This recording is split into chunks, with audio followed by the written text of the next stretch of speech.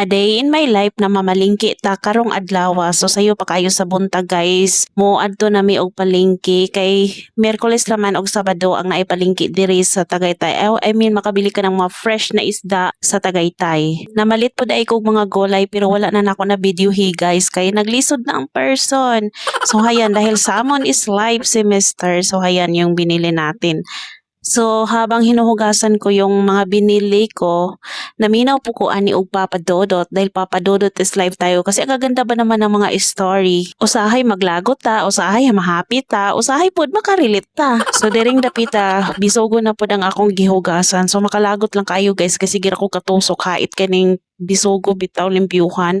So kani pod diri hipon na pod ang atong limpyuhan. So gisa-isa lang nako ni sila hugas guys. Pagka human og tolo, ibutang na nako siya sa fridge tapos ay ako mo proceed sa lain na pod nga isda.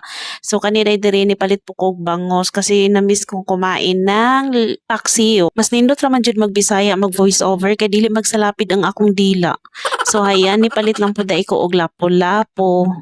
Ako raman pud ang mukhaon ani guys. Kami daing duha ni Harrison. Kay semester hindi siya kumakain ng mga ganito guys. Ewan ko ayaw niya talaga yung mga isda dito sa atin. Napakapihikan talaga nito sa pagkain. Pero mo try man pud siya kung no choice na siya. Pero di gid siya ganahan.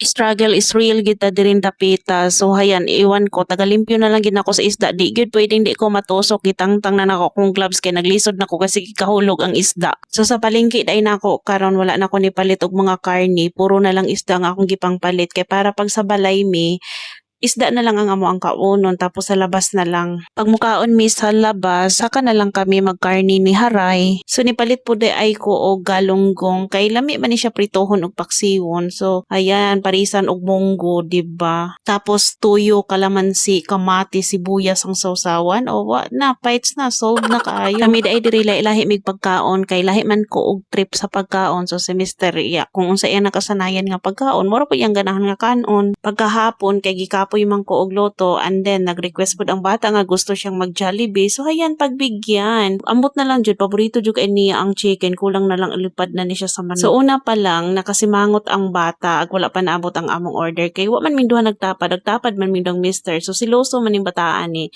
Pero ang nakakaon na siya og ice cream, nabugnawan na ang iyang utok. So happy na siya. So bali kami randuhan ni Harrison ang nikaon kasi Mr. dili mo kaon og karni.